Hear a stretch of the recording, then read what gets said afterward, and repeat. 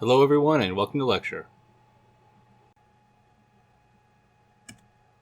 In this lecture we'll be talking about higher order partial derivatives and the mixed derivative theorem, the so-called Clairauts mixed derivative theorem.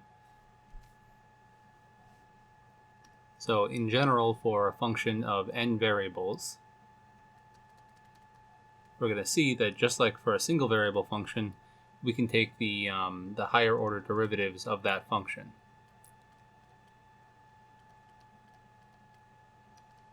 As long as the function is smooth enough.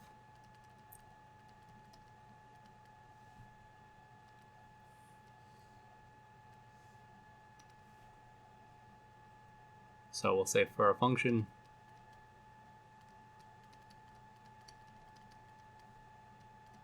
of n variables, if the function is nice enough,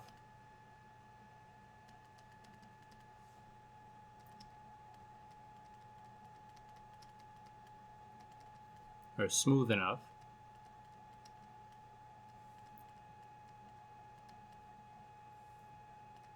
we can take multiple partial derivatives.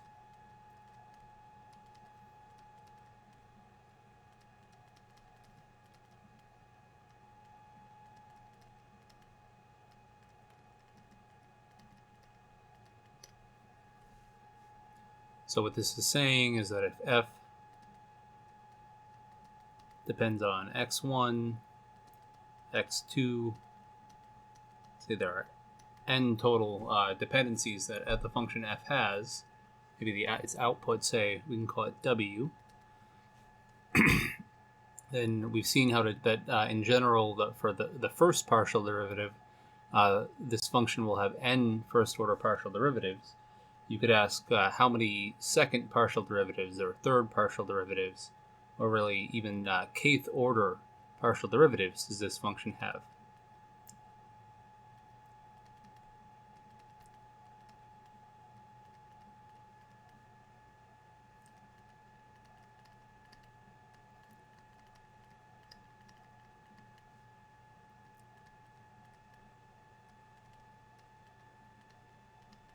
And the answer to that question is exactly what you might think. It's going to have n number of variables to the power k.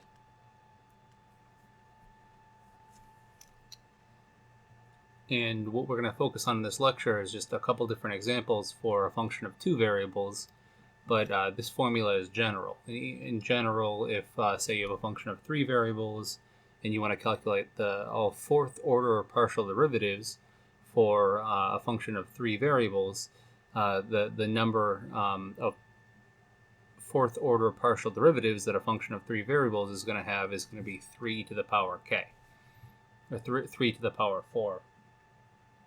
So let's look at this for a function of two variables, and we'll look at the second order derivatives, or second order partial derivatives,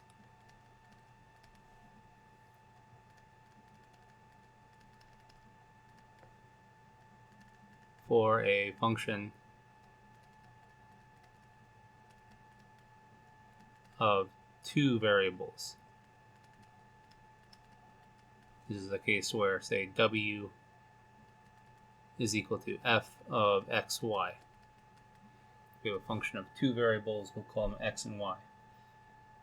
So from our previous calculation, then we know there should be 2 to the power 2, or 4 second order partial derivatives for a function of two variables. And we calculate these very similar, in a very similar manner to how we would do it in 1D. You just say that the second order partial derivatives are the normal first partial derivative, first order partial derivative of the first order partial derivative. So for instance, you can take the x partial derivative of df dx. This has a similar notation to in single variable calculus, where say this is d squared f dx squared. Remember, we're using the partial derivative symbol And you always have to use that symbol if you're differentiating a multivariable function.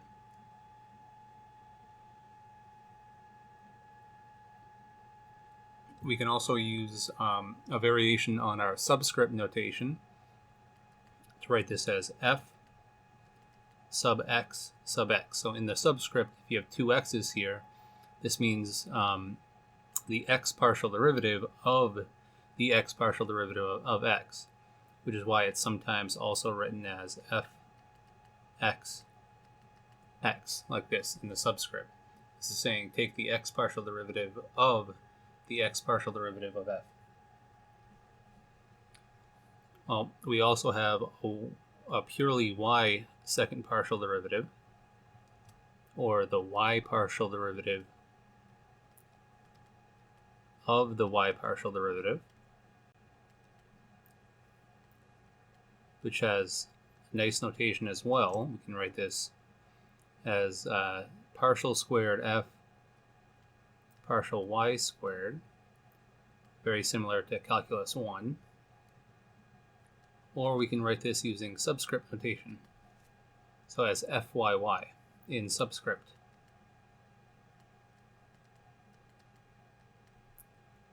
Which again stands for the y partial derivative of the y partial derivative of f. And now you might say that these are only two partial derivatives here. What more do we have? We're supposed to have 4. And this comes in where we look at, well, the other possible derivative combinations we can have of the second order. The first one being that we could say take the x partial derivative of the y partial derivative of the function f. And this is saying take the y partial derivative of f and then take the x partial derivative of that. And this has also has a very nice fractional notation. It's called the Leibniz Notation, where this is, you just put partial y, partial x in the denominator here. This denotes taking the y partial derivative, or the x partial derivative we want of the y partial derivative. So I'm going to erase that, change that.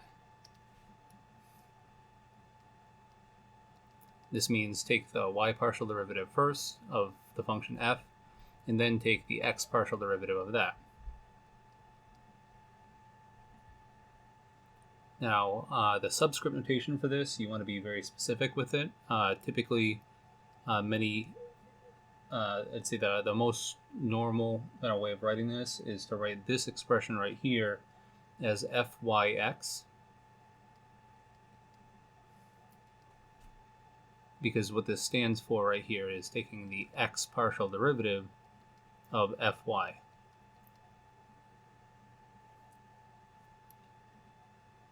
Which is in general a completely different process than taking the y partial derivative of the x partial derivative of f. And that's our fourth partial derivative here for a function of two variables. And these are all the second order derivatives, or second order partial derivatives for a function of two variables.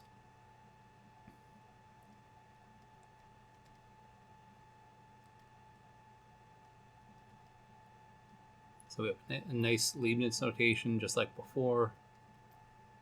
And the subscript notation for this, the y partial derivative of the x partial derivative of f, is going to be fxy. The reason why it's xy in the subscript is because this is saying take the y partial derivative of the x partial derivative of f. So there you have it. These are the four second order partial derivatives for a function of two variables. You can go through and do this for a function of three variables. I'm just doing a function of two variables here for brevity, but for a function of three variables, the second order partial derivatives, in general, you're going to have that the number of partial derivatives you have are going to be, for a function of 3 variables, it'll be 3 to the power 2, or 9 total possible second partial derivatives for the function.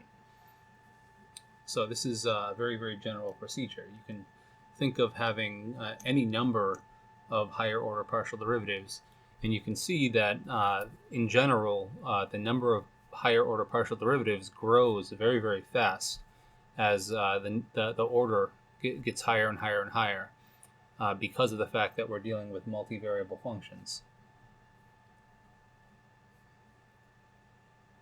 We have a nice way of storing all of this information. Just like before, we could store the information about the partial derivative in what we call the gradient vector, or the gradient vector field. We can store this second order partial derivative information. So this is the Hessian matrix is restricted to second order partial derivatives, but we can store it in what's called the Hessian matrix.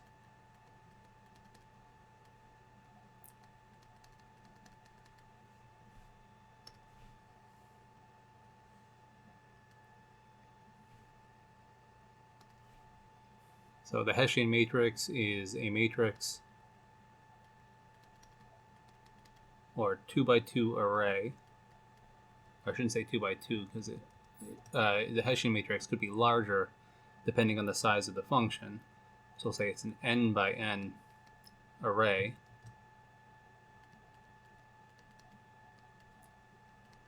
That contains all of the second partial derivatives.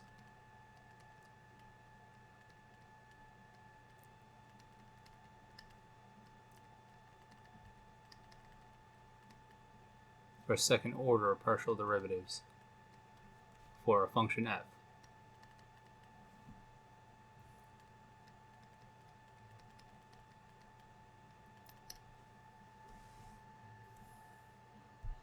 So it's very, very similar to the idea of grouping all of the information that we had of the first partial derivatives into the gradient vector. So in general, we denote the Hessian matrix as, or the Hessian matrix is denoted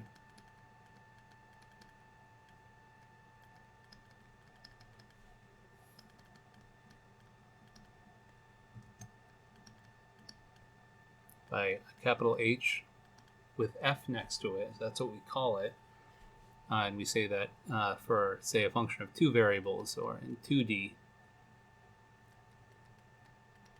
HF is going to be a 4x4 or 2x2 or size 4 matrix containing all of the second order partial derivatives. So the first component of the matrix is fxx. The second component of the matrix is fyx. And then the third component of the matrix, or the 2, 1 component of the matrix, is going to be fxy. And the last component of the matrix is going to be fyy. And if we kind of store all of the partial derivative, the second order partial derivative information into this matrix, we have all of the rate of change information for the function of the second order. You're going to see that this matrix is very important when we do things like classify critical points of a function. And the reason that we write it in this order is because it might help to kind of see this as, right, this right here is the first row of this matrix is saying like the x derivative, the x partial derivative of the gradient vector. So it's the x partial derivative of fx is the first component, or the 1, 1 component. The next component is fyx. This component is fxy, and this component is fyy.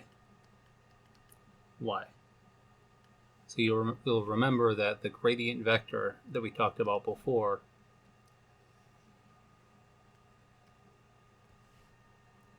we wrote it as a column or a row vector. So the gradient of f we write as fx comma fy. So the x partial derivative is the first component and the y partial derivative is the second component.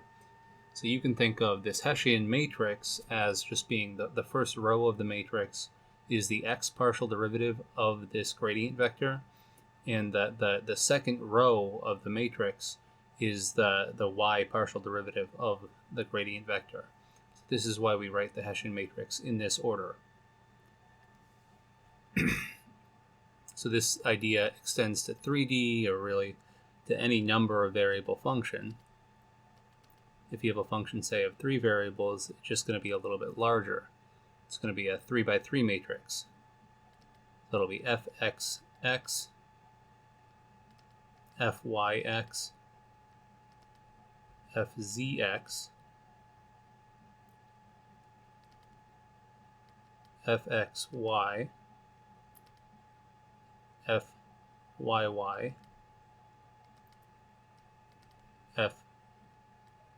fzy, fxz, fyz, fzz. And so for a function of 3 variables, these are the Hessian matrix contains all of the second order partial derivative information for that function, and you have 9 total second order partial derivatives for a function of 3 variables, because the gradient vector of a function of 3 variables is going to contain 3 first order partial derivatives.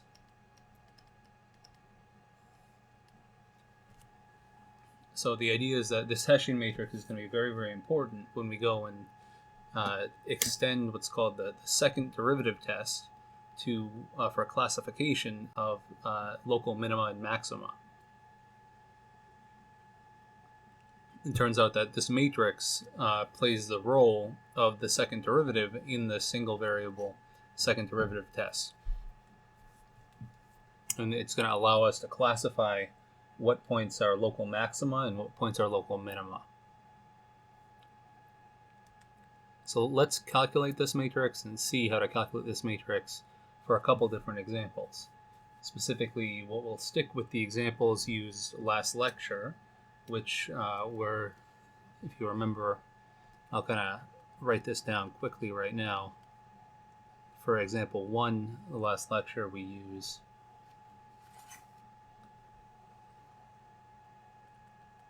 function f of x equal to 5x squared, f of x y, I should say. 5x squared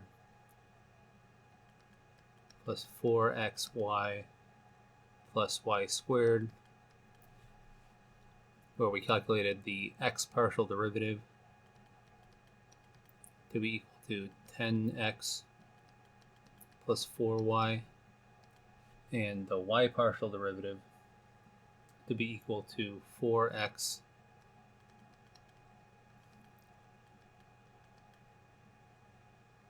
plus 2y. We did example 2, which we used the function g of xy equal to negative, or e to the negative x squared plus y squared.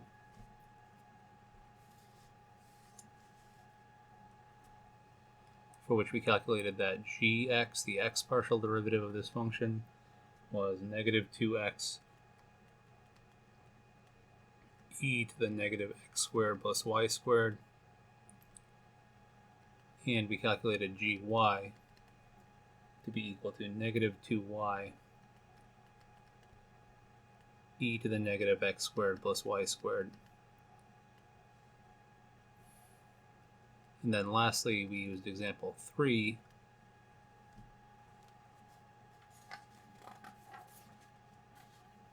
and for example 3, we use the function h of xy is equal to x times y times e to the negative x squared plus y squared. And for this function, we calculated that the hx, the first partial derivative, was given by y times 1 minus 2 x squared e to the negative x squared plus y squared. And we calculated that hy, the y partial derivative of this function, was x times 1 minus 2y squared times e to the negative x squared plus y squared. So we're going to look at the second order partial derivatives of these three examples for these three functions.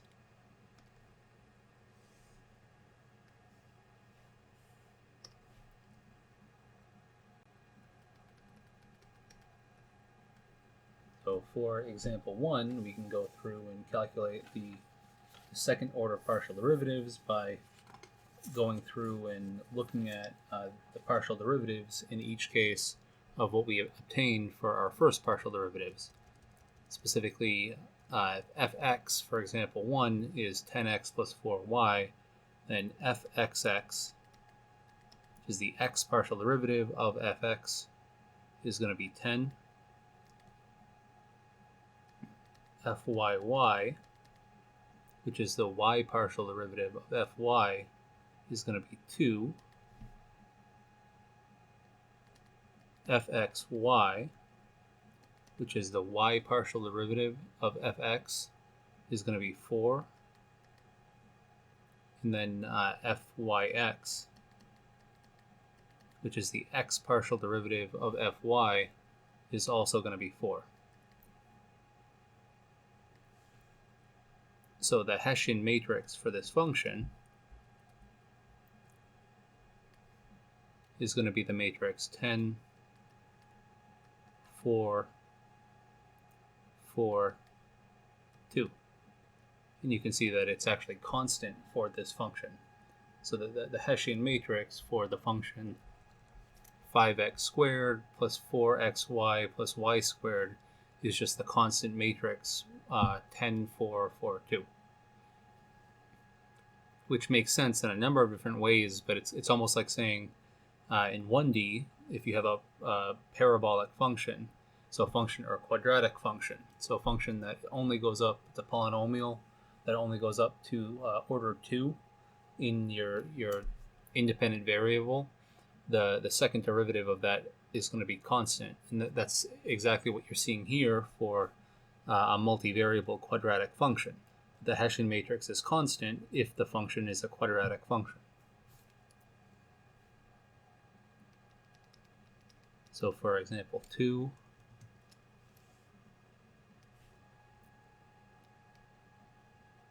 when we go through and compute our second order partial derivatives, it's a little bit longer because fxx is going to be the x partial derivative of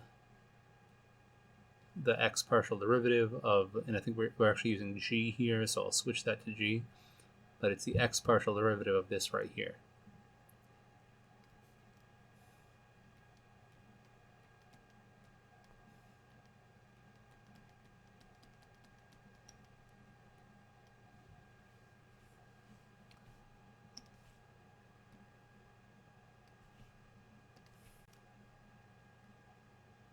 Gxx. And we can go through and do this by using, we're going to have to use the product rule here. This is the same thing as negative 2 times the derivative of x, which is 1, times e to the negative x squared plus y squared. You have to add to that, then x times the derivative of e to the negative x squared plus y squared with respect to x, which is going to give us negative 2x e to the negative x squared plus y squared from the chain rule.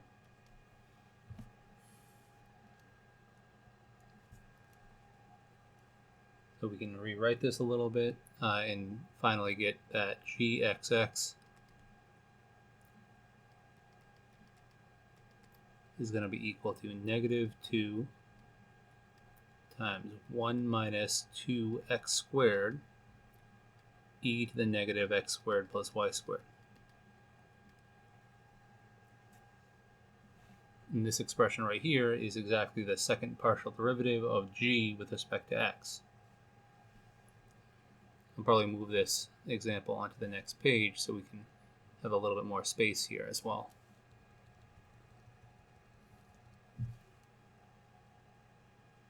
For gyy,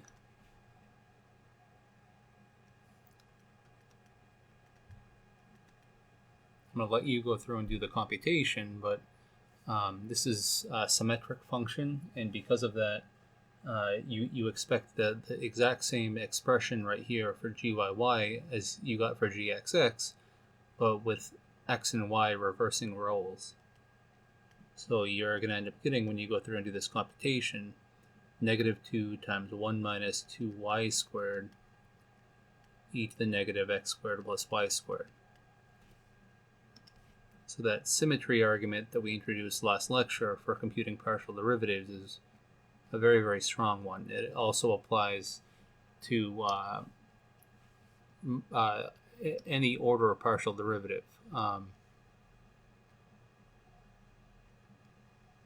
you can use the symmetry, but I would recommend going through and calculating that in your own to verify that is in fact what you get when you go through and take the partial derivative. So the last two that we need to compute are gxy and gyx. Gxy is going to be computed by going through and taking the y partial derivative of gx. So it's the y partial derivative of gx, which is negative 2x e to the negative x squared plus y squared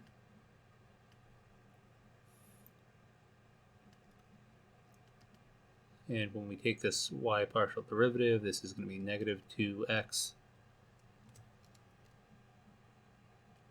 times just the y partial derivative of this expression right here, because we're treating x as a constant when we take the y partial derivative. That's negative 2x times negative 2y e to the negative x squared plus y squared.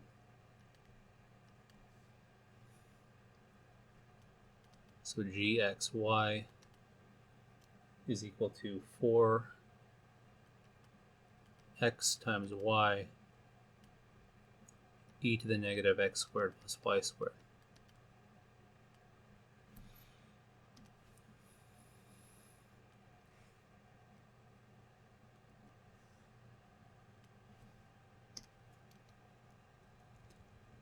And the last partial derivative that we get for this function, we need to get for the function, is gyx. And I'm going to let you go through and compute that. But again, this function is symmetric, so you're going to end up getting 4 times x times y e to the negative x squared plus y squared.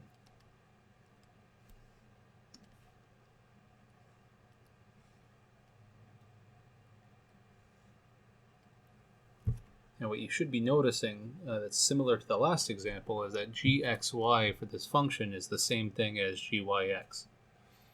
This is an example of a very, very nice property that we're going to see by the end of the lecture that's called the mixed derivative theorem, or Clairauts mixed derivative theorem.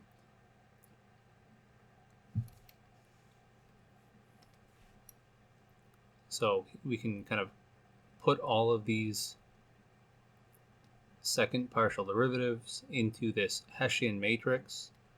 This stands for the Hessian matrix of the function g. Remember that we found gxx was negative 2 times 1 minus x squared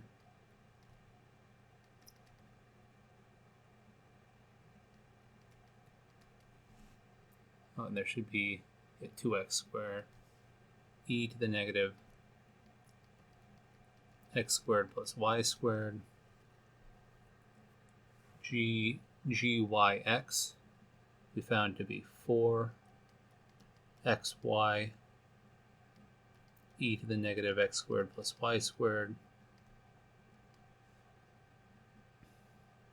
gxy was 4xy e to the negative x squared plus y squared, and gyy was negative 2 times 1 minus 2y squared e to the negative x squared plus y squared.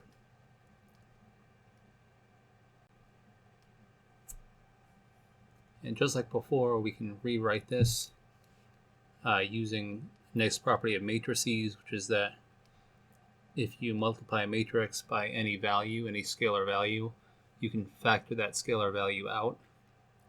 So really this is the same thing as negative 2 times 1 minus 2x squared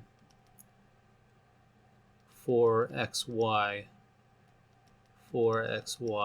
and then negative 2 times 1 minus 2y squared. All of this times the function e to the negative x squared plus y squared. And just if you want to use this and calculate the Hessian matrix, it involves calculating this value and then multiplying it by this matrix right here when you plug in for x and y. But this is the Hessian matrix for that function from example 2.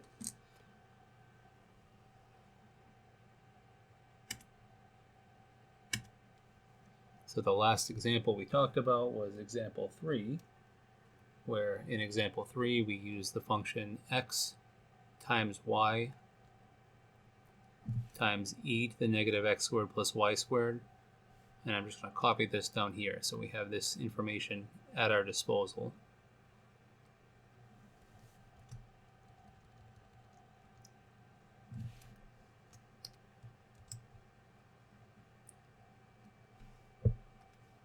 This was example 3 from last lecture.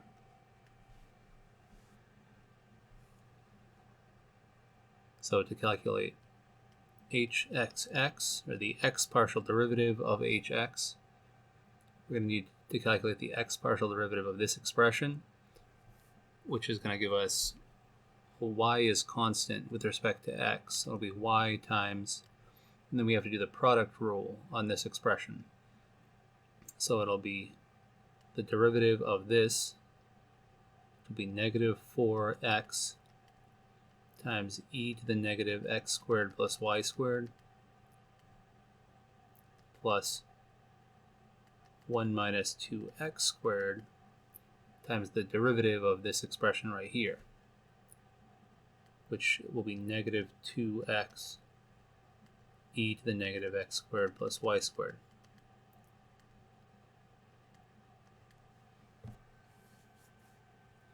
And we can simplify this in a number of different ways. The quickest way is to first probably factor out negative 2x e to the negative x squared plus y squared, because that's common here and to this as well. So this is the same thing as negative 2xy. And when I factor out negative 2x e to the negative x squared plus y squared from this, I'm just left with a 2 plus 1 minus 2x squared, or that hxx is equal to, oh, and I forgot to, we gotta also write e to the negative x squared plus y squared here. So we factor that out as well. So it's negative 2xy, 2 plus 1 is 3, so times 3 minus 2x squared e to the negative x squared plus y squared.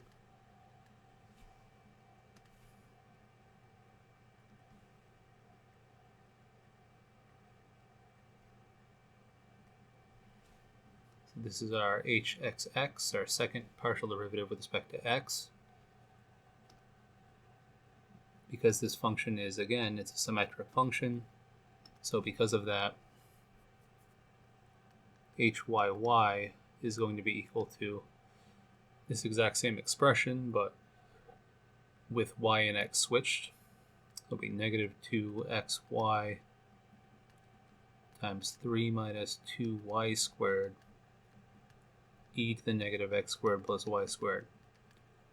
Now it's important to emphasize that not all functions are symmetric, so you're not always going to get this lucky when taking second partial derivatives. But if you have a symmetric function, I highly, highly, highly encourage you to utilize the symmetries of the function when you're going through and calculating the partial derivatives, because it greatly, greatly, greatly will speed up your calculations. You'll be able to calculate your partial derivatives much, much faster.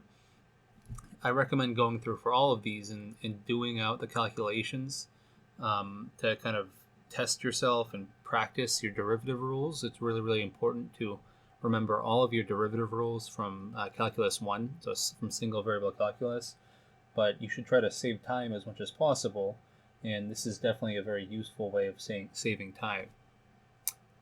So let's look at the other two partial derivatives, the so-called mixed partial derivatives. The first one is going to be hxy, or the y partial derivative of the x partial derivative. This is going to be the y partial derivative of hx, where hx is y times 1 minus 2x squared times e to the negative x squared plus y squared.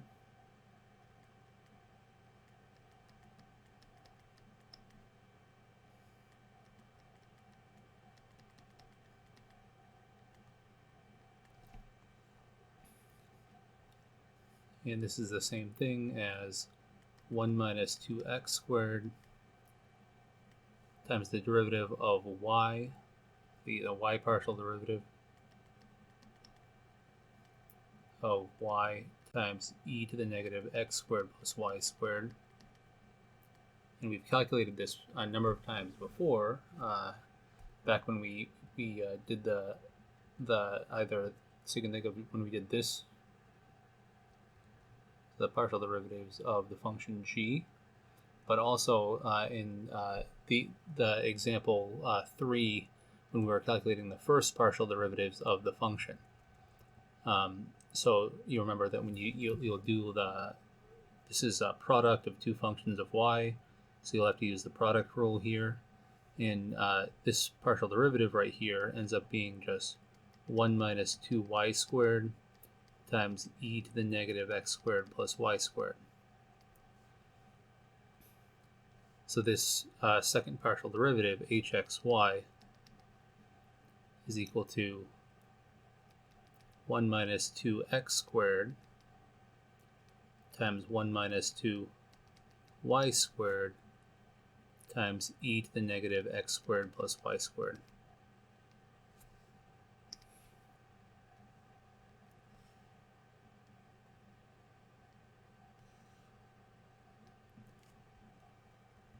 And I recommend that you go through and do the calculations for the last mixed partial derivative. But sure enough, what you end up getting for this last mixed partial derivative is exactly the same thing. You get 1 minus 2x squared times 1 minus 2y squared times e to the negative x squared plus y squared.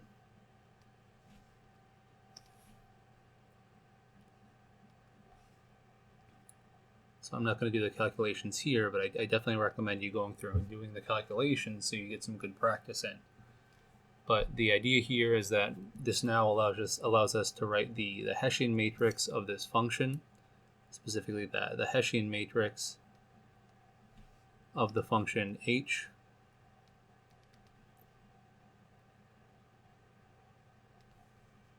is equal to this negative 2xy, and I'm going to just select this out so I don't have to rewrite it. The first component is this right here,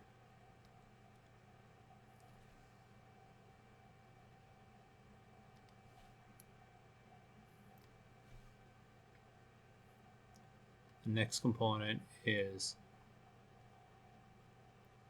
hyx, so it'll be this right here.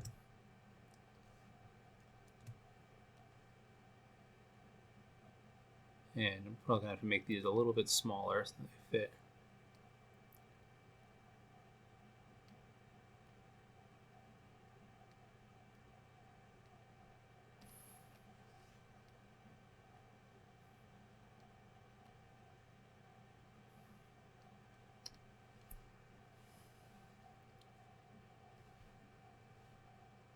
The hxy.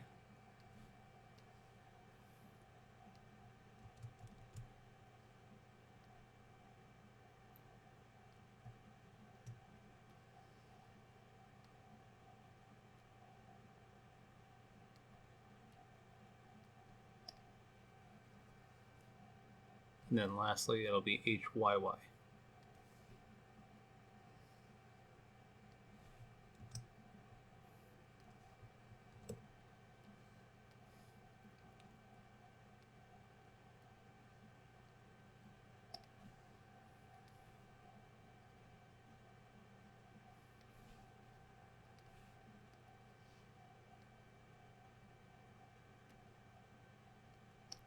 And this matrix is the Hessian matrix, or the matrix that stores all of the second order partial derivative information about the function.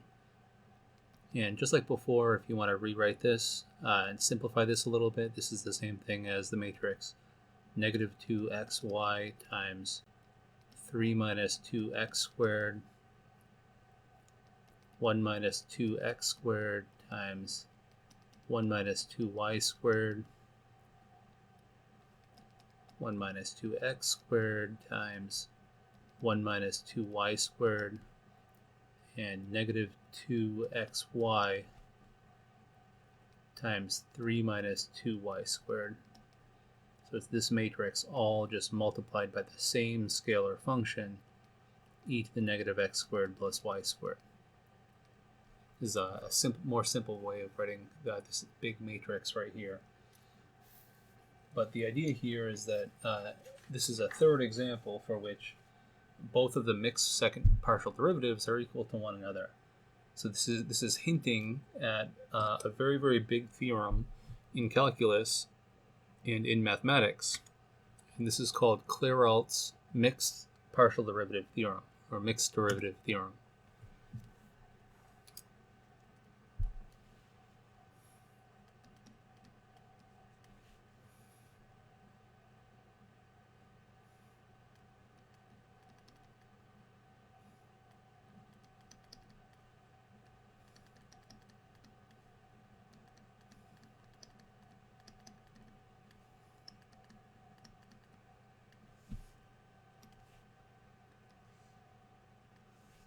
And this theorem states the following. It says if a function f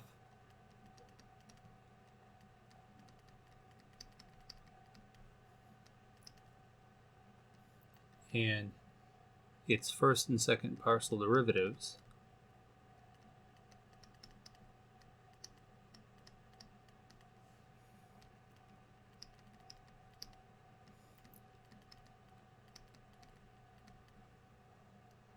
are all defined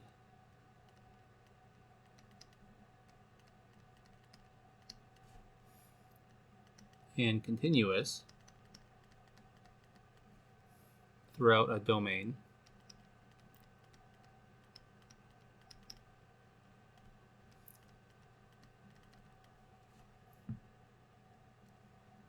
then all its mixed derivatives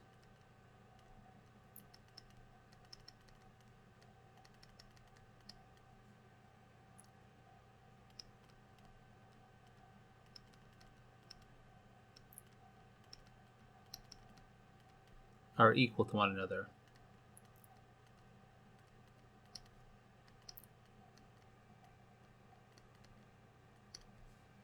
Which means that, say, for a function of two variables, fxy is equal to fyx, but if you have a function of three variables, say, then that also means, it implies more. It means that fxz is equal to fzx, and also that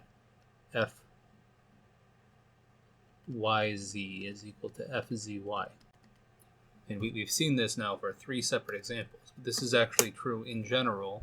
It has nothing to do with the symmetry of the function and everything to do with whether or not the first and second partial derivatives are continuous functions. So if these are all continuous functions, then we can Clairaut's theorem holds, and this is another thing that we can use to simplify our derivative calculations.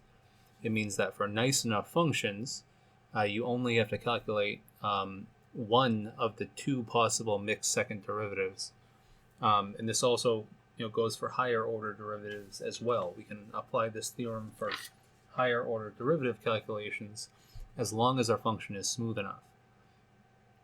But this is a very, very strong computational tool that will be able to help us as we go through and calculate our higher order mixed derivatives.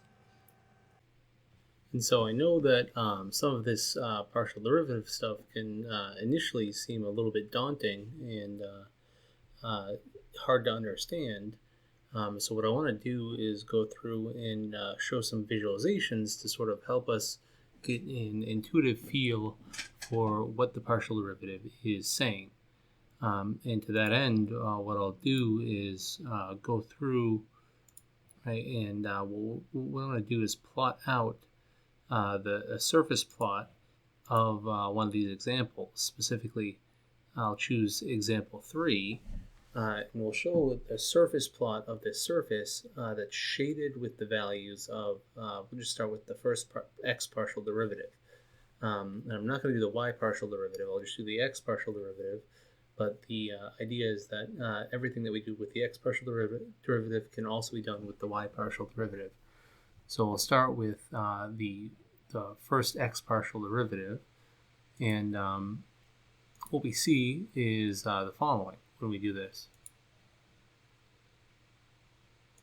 And so what we see here is a plot of the level curves of the function itself and a shading of the first x partial derivative. If I rotate this plot, you can clearly see here that on the bottom I've done the density and contour plot of the original function, which is this color bar on the right here.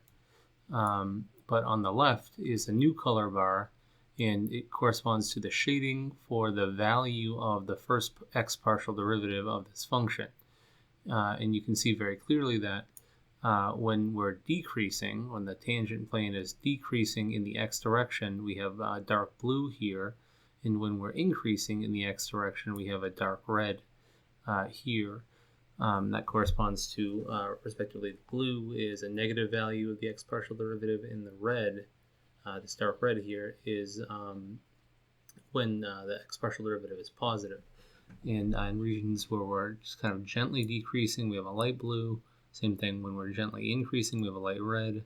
And the idea here is that you can very clearly see that the x partial derivative is negative here, positive here, positive here, positive here, negative here, and negative here.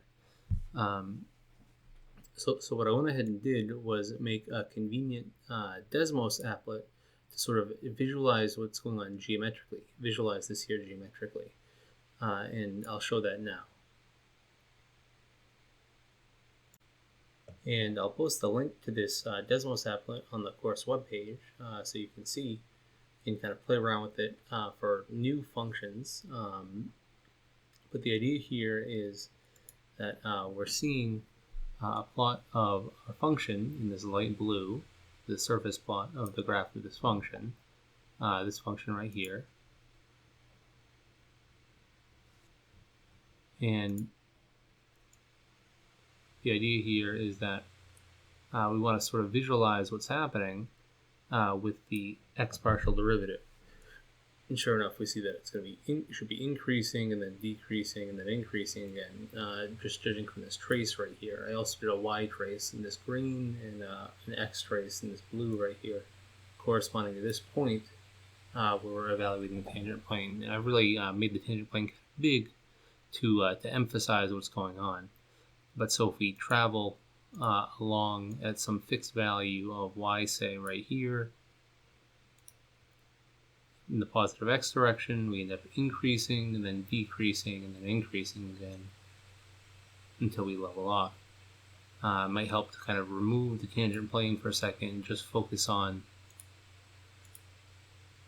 the x tangent to the x trace, or to the y trace of this orange curve. You see very clearly that it's increasing, decreasing, and then increasing again, which is exactly what we're expecting from the plot of the first partial derivative of this function. The next thing that we want to do is try to understand what the second partial derivative with respect to x 2 times is going to be. So the x derivative of the function f. And sure enough, as you might expect, this gives you some information about the concavity of this trace, the y trace that we're looking at for the fixed point. This is exactly what this gives us. So let's take a look at a plot of what this function looks like. And so specifically what we're going to look at is a plot of the function, surface plot of the function, shaded with values of the second partial derivative of the function with respect to x. And what we get is very clearly what we might expect. It's the following image. So you can clearly see here that in this region right here, the concavity of the trace in the x direction should be negative, which means the slope of the trace should be decreasing. Here, the concavity of the trace should be positive, so the slope of the trace in this direction, the x direction, should be positive, or should be increasing. This is exactly what we see. This also tells us some geometric information about the surface itself. Right, in the x direction, this is saying that this in the x direction is concave down, concave up, concave down, and concave up here. And this is exactly what we're seeing with respect to this surface plot of the original function itself. And I just want to emphasize that you can do the same thing with the y partial derivatives as well to get a similar picture and a similar interpretation. And if we go back to our tangent plane applet, and I'll put the tangent plane so that you can see it. Again, I'll split one more time. You see very clearly that as we increase along this trace, the slope increases initially. The rate of increase the slope, but it's going to be the rate of increase of the slope goes to 0 and then starts to decrease. So the slope quickly decreases, and then it starts increasing again. I'll isolate the x slope for you again so you can see this. But this picture that we just showed is directly showing this. The rate increases, then decreases, then increases again. So this picture of the second derivative is telling us about the rate of increase of the slope of the x tangent. This is the second partial derivative with respect to x. And use similar picture, like I said, for the y, the first partial derivative with respect to y and the second partial derivative with respect to y. But this is very neat and directly analogous to what we know about the relationship between concavity and the single variable derivative from calculus 1. Now, the only thing that's left to kind of investigate is exactly what this mixed derivative is telling us. This is something that's also very interesting and can also be interpreted geometrically, similar to what we've done for the other second partial derivatives as well. And so for the final plot of this lecture, what I want to do is show a plot of the surface, or the graph of the function h from example 3, x times y times e to the negative x squared minus y squared. But I'm going to shade it with the values of the first mixed partial derivative, or the y partial derivative of the x partial derivative of the function h. And this is what we see when we do a contour plot of the second mixed partial of h with respect to x first and then with respect to y. And so this is a picture, right, showing that it's a little bit different than the other pictures, and it's showing us direct visualization of the values of this second mixed partial. You see very clearly that it's very, very negative right here, very negative right here, very positive, some strongly positive right here, and very strongly negative right here, and so on and so forth. This is the color bar, again, corresponding to the second mixed partial. This is the color bar corresponding to the original function itself.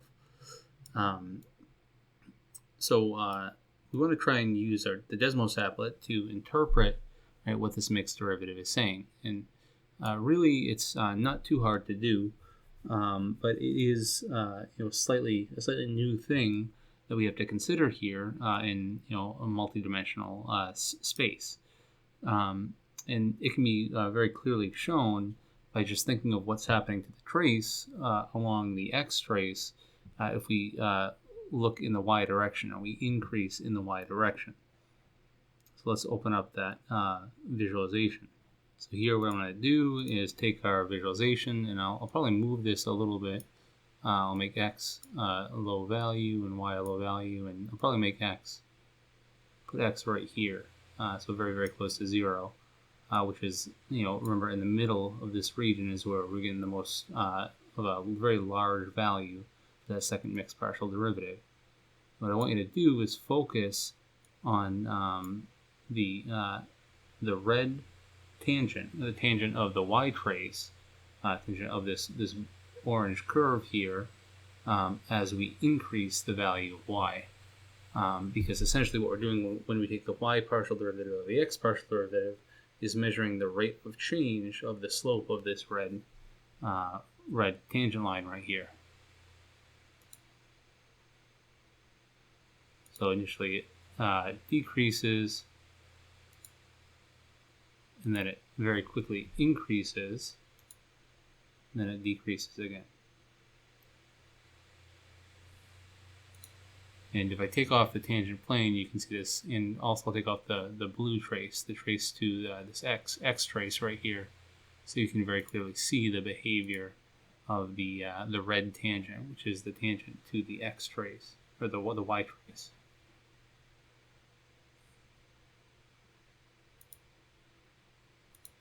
Decreases very fast, so that's that initial negative, and then it starts increasing very fast, and then it decreases again.